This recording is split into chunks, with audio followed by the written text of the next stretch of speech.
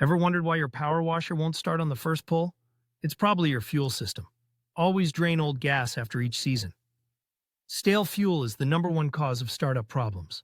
Add fuel stabilizer if you're storing it for more than 30 days. And here's the game changer. Before starting, prime the carburetor by pressing the bulb 3 to 5 times, then set the choke correctly. This simple routine will save you countless pulls and frustration. Your machine will start on the first or second try every time. Implement this maintenance habit, and you'll extend your washer's life by years.